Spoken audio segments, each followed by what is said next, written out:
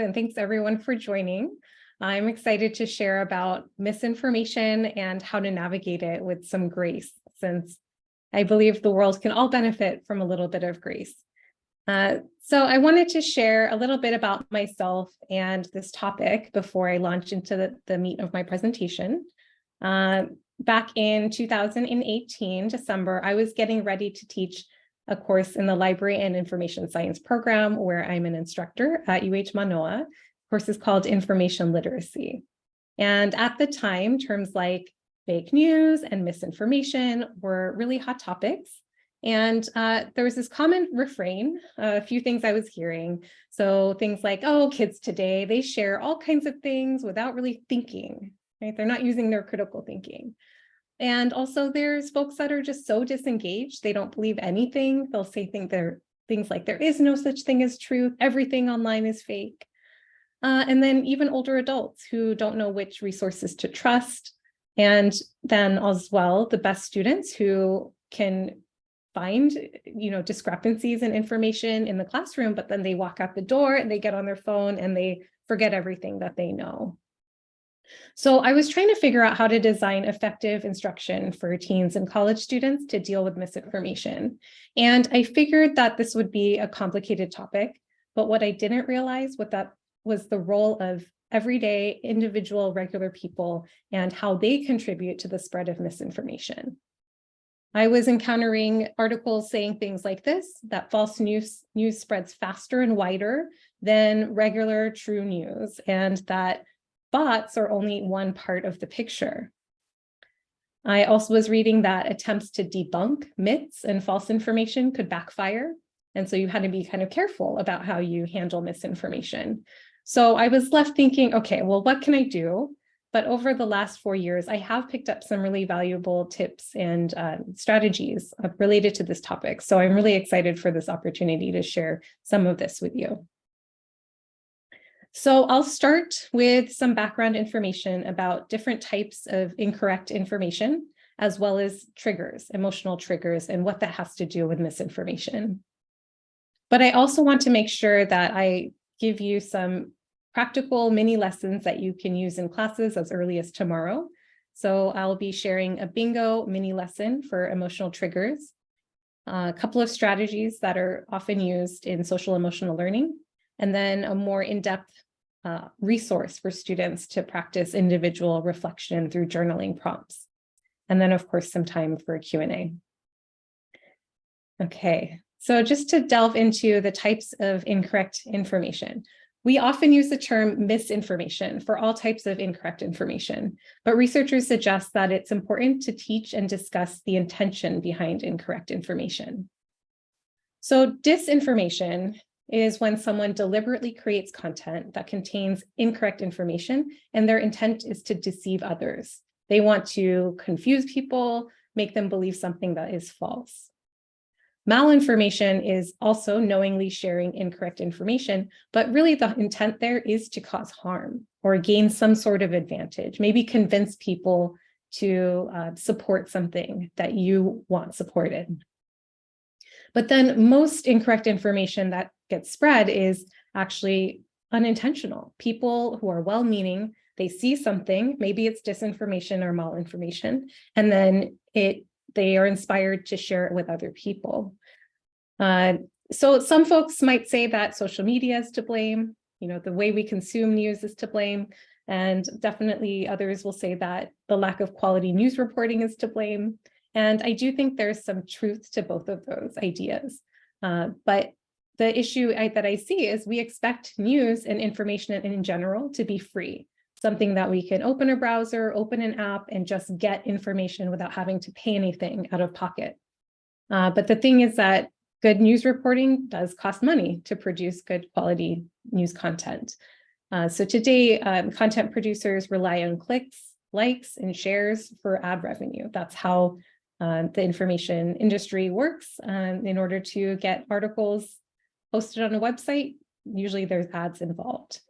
And the stories that are more likely to get reshared, liked, and otherwise spread often will trigger strong emotions because emotions drives people to take action. And also people are more likely to believe incorrect information, whether it's dis, mal, or misinformation, when it's presented alongside something true. So for example, memes are really common for this. There might be a real picture, and maybe that picture was cropped to just feature one part of the full story, or maybe the full picture is there, but it has a misleading headline. So connecting something that is true with something that's false is a really common strategy for getting people to believe something that's not true. And so with this in mind, it does seem very hard to identify disinformation, malinformation, and prevent people from unintentionally spreading a myth or repeating misinformation. So I do come from a background in library and information science, and so I have spent a lot of time thinking about information literacy instruction and media literacy instruction. And a lot of this instruction focuses on evaluating evidence. But when our ability to do this is hampered by the emotions that we're feeling, that keeps us from making good decisions.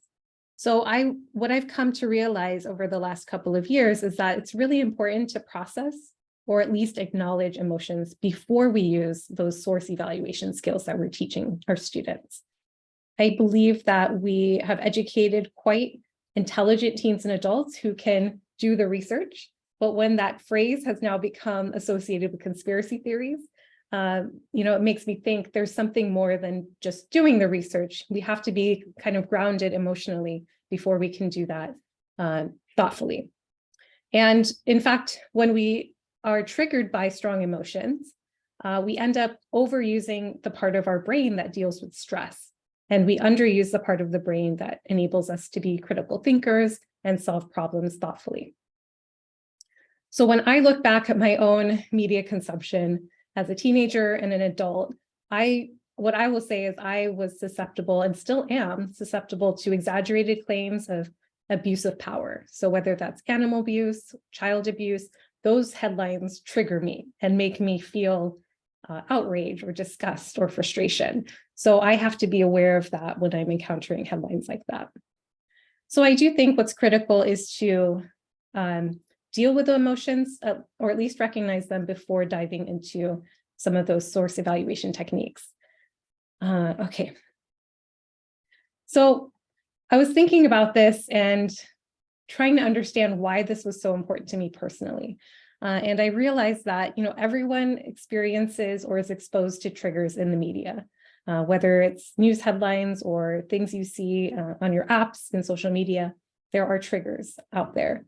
But what I understand from my background in counseling and working with students in student services is students with trauma are much less prepared to handle stress in healthy ways.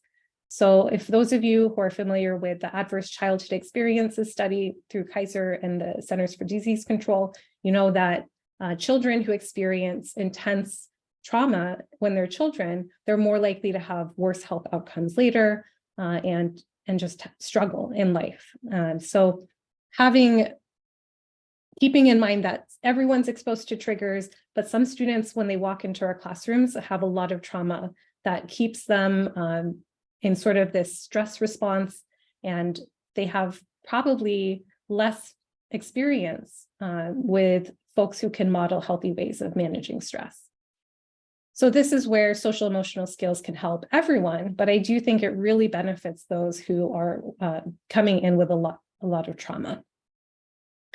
So with that in mind, how do we equip students to process and recognize emotions? So looking at social emotional learning is definitely something that folks have been doing when it comes to misinformation. And I'm going to share just a few types of emotions, but I wanted to mention that there's lots of different categories for emotions, up to 90, I think I've seen in terms of categories of emotions. But some of the most common emotions that I've selected are listed here. So you can see happiness, which is a positive emotion, same with trust. Sadness is, I would say, in my opinion, sadness is more of a negative emotion, but interestingly, it's fear, anger, and surprise that's most connected with people resharing misinformation. So these emotions really trigger a fight or flight response. that makes it harder for people to use the part of their brain that's responsible for critical thinking. And this makes sense. If you are faced with a lion, you don't have more than a split second to decide if you're going to fight, run, or just pretend to be dead. So stories that really evoke fear or anger or surprise in us are more likely to be shared than stories that evoke trust, sadness, or happiness. And because there's so many different names for different emotions, I have been personally drawn to resources like this. So this is a resource that was shared by librarian Patty Lewis. She uses this with her 6th grade students. And instead of listing the emotions and having students circle what they're feeling, they are just given these different facial expressions or emoticons. So students can select the facial expression that most closely connects with what they're experiencing, and then they have to come up with the emotion that they're feeling. So there's more flexibility and space for students to process this because, again, going back to folks that have trauma, it can actually be really hard for people to identify emotions. They might not be that familiar with it. One strategy that people use when they're flooded with emotions is to just suppress them and not recognize them. So by giving sort of this blank template and letting students circle or select one that matches them, it helps them to sort of figure out what their emotions are. So once students have a sense of different emotions, you can use tools like an emotional trigger bingo. So we're going to do that today as one mini lesson that can be done with students pretty quickly. So this was designed by Jennifer Lagarde and Darren Hudgens, who have written the book, Developing Digital Detectives. And this was a big source of inspiration for this presentation and a lot of the research I've done on misinformation and what to do about it. So they've created an evidence locker that is open to educators to use and has lots of mini lessons for elementary through high school grades. And it's designed to accompany that book. But this particular one I selected from their list of resources for middle school students. So we're going to do this together. And I'll show you briefly the instructions here, and you can kind of see a preview of what the bingo page looks like. But I'm also going to pop this into the chat so we can do this together. So what we're going to do is open a Jamboard that I've created. And I want you to use your favorite newspaper, whether that's an app where you check your news or a physical newspaper or a news website. And if you don't really look at the news online, you can use news.google.com, which I included in the chat. And what this does is obviously bingo. So hopefully everyone has done that at some point. You're going to find a headline that evokes a particular trigger for you. Maybe it makes you feel afraid or it contains sensational language. So these are ideas that you would introduce with the students a little bit before, and then this is one way for them to practice it. So when you find a headline that matches, you will create a sticky note. Let me do that here. Show you the Jamboard. I see 11 people in here. So if anyone's having problems, you can put in the chat. But I should have made this available to everyone. You don't need to sign in. So the way you use Jamboard, if you have not before, is you will click on sticky notes, and then you will type in your headline, hit save. It automatically opens another sticky. You can hit cancel. And then you can drag this around to the location for the headline or the location for the spot on the bingo square. So I'm going to delete this one.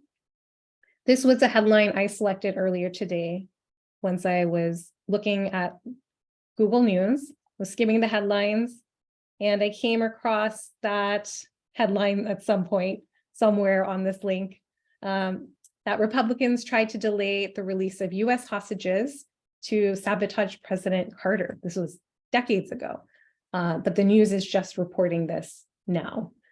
So this would personally make me think negative things about other people. It also makes me feel suspicious of other people and their motives.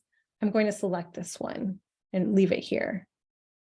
Great, I'm seeing that folks are adding in their sticky notes.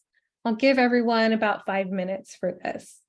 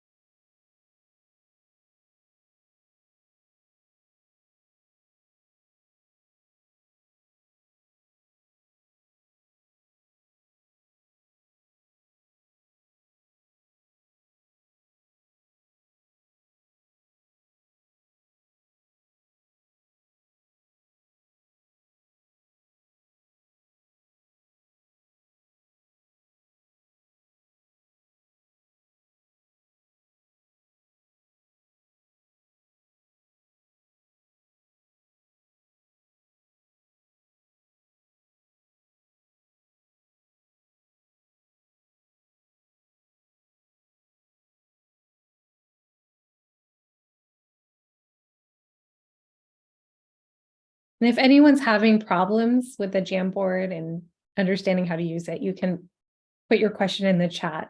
I know this session is recorded, so I won't say who is having problems. I'll just want to make sure everyone can participate.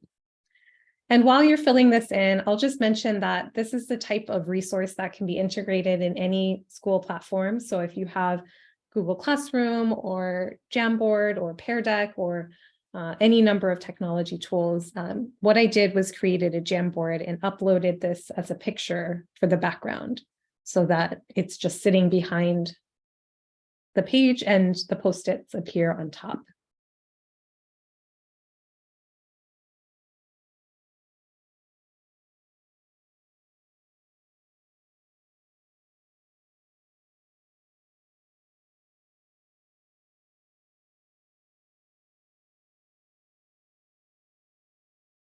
Okay, I'm seeing some really good examples here. So something that made one person feel angry was that school library and book bans are seen as targeting LGBTQ content.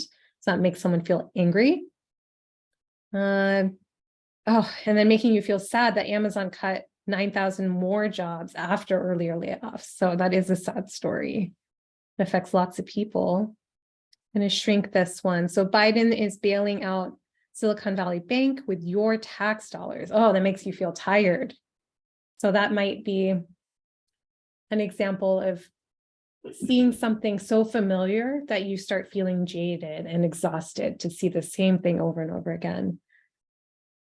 And then something that makes you feel afraid, giant African snails, voracious invader, intercepted at an airport in the United States. Oh, yes.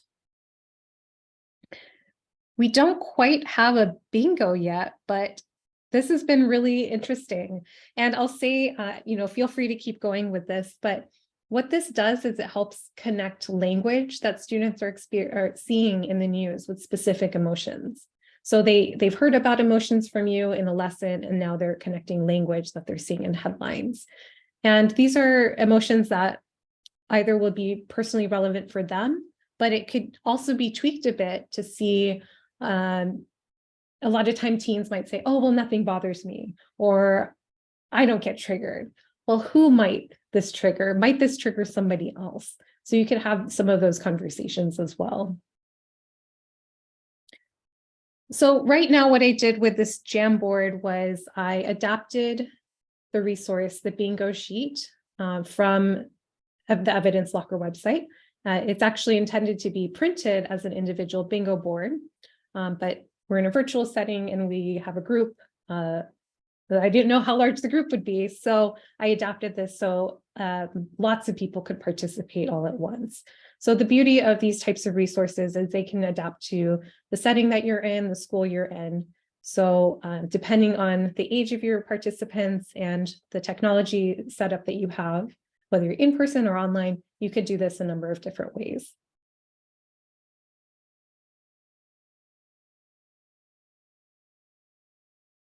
Okay. Well, I'm not going to wait for a total bingo, but I think this is a fun way to get students to identify language that makes them feel emotions in a particular way. Okay. Going back to my slides, I wanted to highlight how you can access this resource. I will share this slide deck with everyone at the end, but let me put in the chat right now that this came from Evidence Locker from Darren Hudgens and Jennifer Lagarde, and they have resources for elementary through high school settings and lots of different mini lessons associated with different chapters in the book. So this one can be found under chapter 1, which is focused on triggers, and it is called mini lesson number 2. So, okay, so once students have a better understanding of the emotions that headlines trigger for them, it's important to think about what strategies can be used to help students process this. So throughout reading different recommendations from different sources, I think that the first thing that I would say is a list of things to do, because we want to give folks specific tangible steps that they can do. So if they see something that triggers them, they can take a screenshot, because I think a lot of times students and people are tempted to click on it or share it, but that actually just feeds the beast of revenue and clicking and sharing, and it causes engagement with this triggering content. So taking a screenshot helps you to keep it for yourself and then possibly use it later. And then pausing and acknowledging whatever reactions you're having, using some strategies to manage that before you decide if or how you plan to investigate that content's accuracy. And then giving some specific things not to do. So don't forward the post to friends and family right away. And this is where you can get into a conversation about how content spreads and the importance of engagement for news and apps. Everything is all about likes and tweets and reshares. So you wouldn't want to like or comment the post with your quick, immediate thoughts, because everyone's going to see that. And it also just makes that post more likely to get shared at the top of the list of news. And the last one is something that I'm guilty of. I just throw the phone out away and I give up on the world for the day and I walk away. So I think that the next list of strategies helps for people like me as well. So naming the emotion. So this can help reduce the intensity of whatever emotion you're feeling. So if I'm feeling frustrated, just saying, okay, I feel frustrated. And on a scale of 1 to 10, I'm at a 7 because I can't believe I've seen the same headline over and over again. So just naming that emotion and giving it a number actually helps to reduce the intensity of the emotion. And I'm going to mention too that all of these strategies on the slide are something that can be done in less than a minute. So that's really important because of the fast pace of consuming news these days. And then breathing. And I'm going to spend a second talking about breathing because for me personally, when folks, doctors, friends, well-intentioned people told me to just take a deep breath, I found that it made me feel worse, that I was like, how can I possibly breathe any deeper? It hurts. And so I'm touching my chest. I realized maybe 5 years ago that I was breathing from my chest. And that actually triggers a fight or flight response, and it increases the anxiety and stress loop. So teaching students to breathe from their diaphragm or their belly, and this is called so many different things. And I'm not saying that librarians and English teachers need to teach belly breathing, but what I am saying is look around your school and figure out what are the social emotional techniques used at your school. And if kids are being taught belly breathing, use that term. There's also other breathing techniques like the box breathing technique, where you take in a breath for 4 seconds, you hold it, you breathe out for 4 seconds and hold, and then you repeat that 3 or 4 times. So that takes about 1 minute. So I'd love for everyone to try just breathing from their stomach instead of their chest. And one good way for doing this is putting one hand on your chest, one hand on your stomach, taking your breath, and then just seeing which hand is moving. If this hand is moving, that means you're breathing from your chest. And if the hand on your stomach is moving, then you're breathing from your stomach. So just doing that a few times can calm your nervous system. But if you're breathing from your chest, you're going to make things worse. So I wish somebody had told me that when I was 8 years old. And I'm so glad to see these techniques being taught in schools these days because they really help everyone, but they especially help kids that have a trauma response already. Okay, stretching. This is a good one. You can just get up and move around, looking somewhere other than your screen, putting your phone down for a second. And that can just be 30 seconds of stretching. And then the last technique is one that I really love personally. It's, I don't actually know what the name of it is, but you just notice 5 things. 5 things that you can either see, smell, hear, or feel. And so what this does is it makes your brain switch focus to things that are literally around you, because when you're in that fight or flight moment, you kind of shut everything out. But if you start to look around, you're like, oh, there's no threat here. This is just an article on my phone. It's not coming to get me.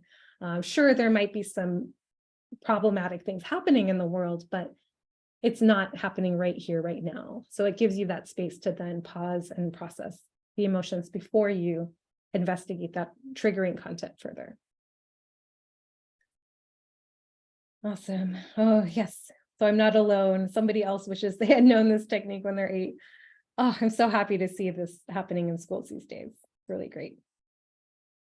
Okay, so these are really short techniques that can be used, that you can use at home and that you can share with students. And again, just to reiterate, align with whatever your school's already doing. This is not about reinventing the wheel or becoming a psychologist, unless you are one. This is more about reminding students of the techniques that they're probably already learning in their other classes. Okay, so I wanted to share one last resource with folks. So this is a little bit more in depth. And this is journaling, which a lot of students are familiar with. Journaling, and it gives you 5 prompts to consider when faced with triggering information. So I have these up here. I won't read all of these, but the pause prompts really focus on noticing the details of what is happening in the headline that triggered you. And then really important is acknowledging your emotional response. So emotions could be something you feel, but it could also be physical sensations. So maybe your hands are sweating or your face is flushed. So that could be a sign of an emotional reaction. I really like the idea of using this journal prompt over a period of time so that students can start to notice patterns for themselves about what triggers them personally. Then understanding what might be causing that reaction. So there might be specific language or images. This goes back to the bingo game where students might use that bingo as an opportunity to practice in a group setting because they're not raising their hand and saying, oh, this triggered me. They're actually just checking it, jotting it down for themselves or participating in a more anonymous board. So the journal is a more personal opportunity for them to notice the terms and ideas that trigger them. And then the last pieces are thinking about strategies for managing response. So maybe taking a breath, going for a walk, giving students different options that they can use. And then this last one I think is so important because I feel like just acknowledging emotions, that's not the purpose of this. The purpose of recognizing emotions is to make better decisions based on an awareness of your emotions. So maybe the next steps could be to use source evaluation tools. Some of you may have attended the last session on lateral reading. So maybe the next step is to open up a new tab or do a search for this headline and see if it's true or not before you get all more worked up about it, because maybe it's not even true. So some ways to adapt this or use it in a classroom setting. I mentioned using this over time. So having students do a sort of journal process with the media and the news that they consume over a week or two to notice patterns. Another suggestion from Garud and Hudgens is to scaffold this. So work with one letter at a time from that prompt, give students opportunity to practice before moving on to the next step in the journal. And what I really like about this, the prompts, is that this could be easy to work into a template that you use at your school. So if you use Google Classroom, this could become a Google Doc and students can just make copies for their personal use. It could be a Seesaw prompt if you're using Seesaw. So it really can be integrated in any technology system you're using at your school. Okay, so I would like for us to take a couple of minutes. I just went back to the journal prompts here and revisit one of those headlines that you looked at and jot down for yourself, either a piece of paper or notes that you're taking. Just respond to one or two of these. And if folks are willing, you can put in the chat what you wrote as well, and I can read that out, but I won't say your name. So take a couple of minutes to try this for yourself.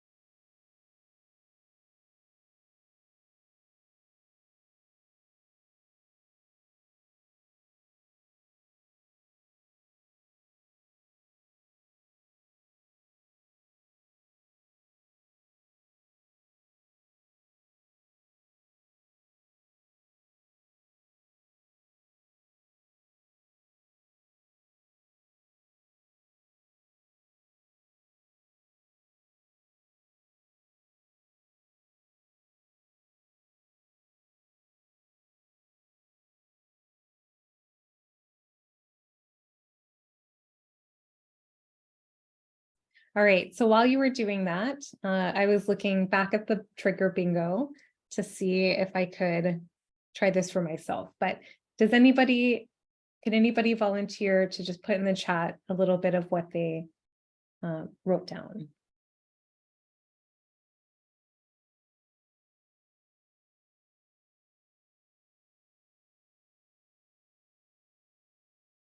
And while folks are doing that, so I took the example of state of emergency in Miami Beach after deadly shootings. One of my friends was saying she was planning to move to Miami. So for me personally, that detail in particular was important for me. And looking at specific language that triggered more emotions for me was this term raucous spring break and unruly crowds. Obviously people dying, but yeah, I think that having a little bit of these prompts can helped me understand, especially made me understand like why that just seeing Miami and the fact that I have a friend who might be moving there, that made this more personally relevant for me. All right, somebody put in the chat that the Red Hill leak news reactions, feeling betrayed and concerned about the future. And then a plan of action to organize and actually protest. So one benefit of making a plan of action is that it can help you resolve your emotions without suppressing them. So if we just stop with, okay, I feel triggered and I feel fear, I'm just going to put my phone down and pretend this didn't happen. You're not actually resolving any of that fear. You are pretending it's not happening. Avoidance is a strategy, and it can be helpful. It can be a helpful strategy. That's why many of us use it. But in order to actually address the social issues that are triggering you, peacefully protesting is a much healthier way of handling that versus just giving up and disengaging. Thanks so much for being willing to share that. Great. Okay, so let me go back into sharing this. So again, this resource and the earlier one I shared is from the Evidence Locker. And I did want to walk folks through this because I know that a lot of librarians in the state have gotten a copy of this book. The website is designed to be used in conjunction with the book, since it might make not very much sense if you are just using the website. But I will tell you that it's what I've seen so far is really promising. So what in the book, Developing Digital Detectives, chapter 1 is focused on emotional triggers. So I went to chapter 1 to access the resources here. And then I saw that there's resources organized by grades. So starting in grades 4 through 5, and I wanted to focus on middle school. So I used grades 6 through 8. And this website, each chapter for each grade has a few resources, mini lessons that can be used.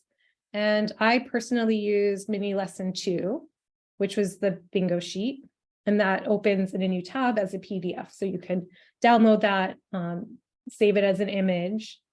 And for each lesson, there is also notes for the teacher. That's really, really helpful because as everyone knows who's taught a lesson, you can get a resource, but it's really helpful to have instructions on how to use it.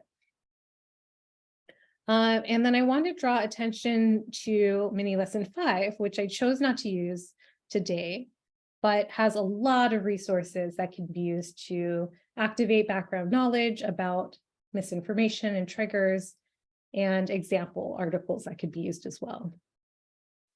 And this one has much more extensive notes for a teacher. So activating background knowledge, providing direct instruction, opportunity for guided practice, and reflection. So these lessons are available. You don't need an account to use them. Their only stipulation is that it's for your use one time, and don't download it and pretend it's yours and share it for a profit. So I do believe that the book is a really valuable resource to accompany it. And I'm just so happy to see this many resources available to actually implement and teach some of this information so students can get actual practice. Okay. So hopefully you have a good sense of how you can identify personal triggers, how triggers affect critical thinking and reasoning, and then also hopefully you feel prepared to use some of these SEL strategies to practice mindfulness, at least for yourself, if not for teaching other students.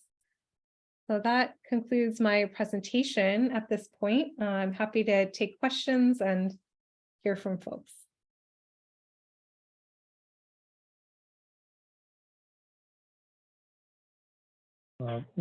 Mahalo, Meera. This is Alfie.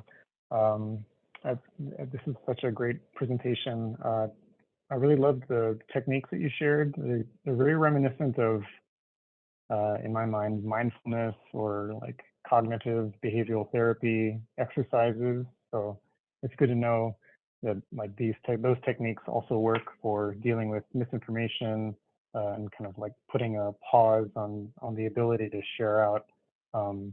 Karina had to step away, but I'm happy to also assist with the Q&A as such as needed. And maybe I can just launch my own question. You mentioned kind of earlier the news landscape has been tainted by this ad model, which has kind of evolved also into social media, Facebook, Twitter, which essentially become these outrage machines that are, using emotionally, they're tweaking their algorithm based on emotions. Should educators be warning students off of these tools, or would that just kind of serve to alienate our audience? I'm speaking mostly from when I do my information literacy sessions. I usually will go off on tangents about the dangers of Facebook, but I do wonder if it's like tilting at windmills. But yeah, I'd love to hear your thoughts on that. Thanks, Alfie. Yeah, that's really great. Really good question. And so I'm going to go back to, because I see another question. The book is called Developing Digital Detectives. And in the book, they do talk about the move from the news industry from having what was called, I'm going to use the word firewall. To me, that makes me think of my computer firewall, but in the publishing industry, there would be people writing the content and people checking the content. And then separately from that would be ads. So the creators of the news would be a separate group from those creating and using ads, so that there wasn't as much interference about advertising affecting the content of the articles. And that has definitely eroded. I mentioned that we expect news and information to be free. And so not the only, but the current model is for news publishers to, for the most part, get the revenue through ads. And that requires attention. So I think Joel Breakstone used the phrase attention economy earlier, and I wrote that down because before it was more of a purchase economy. If you wanted a newspaper, you'd go and you'd pay $1 for it. And now you pay that through your eyeballs, so folks make money if you look at it, and the more people that look at it, the more money they get. And so I think what's important is not to dissuade students from using that, because it's kind of, I feel like that's telling them to just disengage, because what else are they going to do? Are we really expecting them to purchase a subscription or only use specific websites when a lot of information is shared socially and there is value to social information? So I think engaging students through a discussion about how these models work, how algorithms work, that's also a lesson. That is not a lesson. It's not a standalone lesson. It's a segment of instruction that needs to be done for folks, for students, so that they understand how the news industry works. And I think we would be surprised if we actually talk to them, because a lot of them are, they might be wanting to be social media influencers themselves. And so they might have a good understanding of how content is created and promoted based on likes and shares. So by getting them to participate in a discussion about the value and the drawbacks of social media, I think that's one important step to do.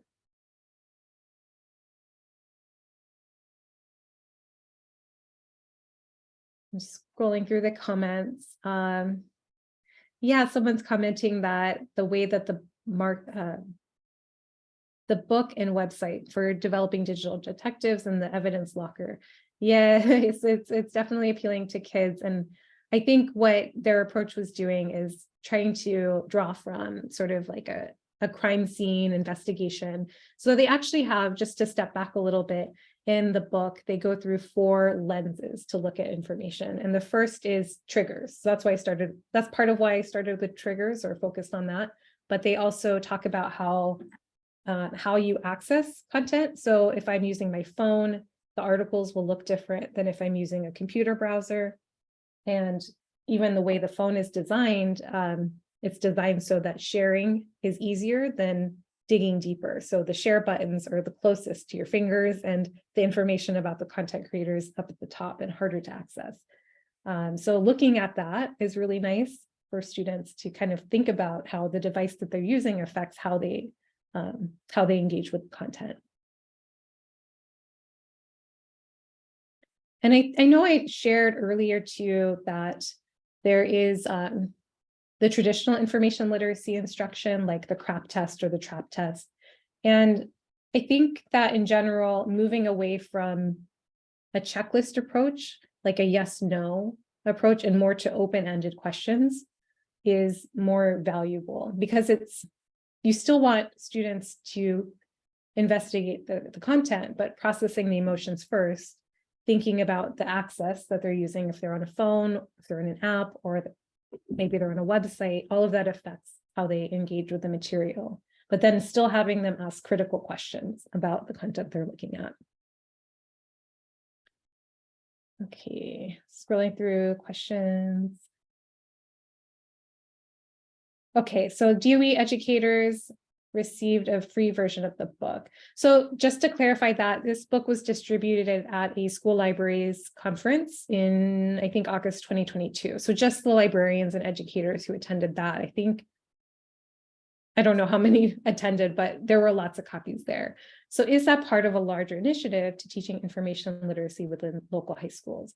I would want to check with the Department of Education on that, but I do know that there are classes through the Department of Education. It's called PD3 courses. So these are courses that educators can take. And there are some focusing on this book, using this book and other information literacy strategies as well. So I do think that there's an increased interest in media literacy and information literacy. So that's great. I think that really helps increase the visibility of what librarians can do.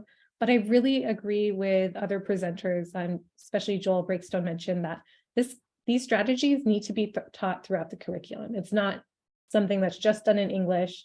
This can apply to healthcare. So for healthcare academies, there's lots of health misinformation. Physical education, there's lots of myths about staying healthy and exercise. So any content area could really benefit from this type of instruction.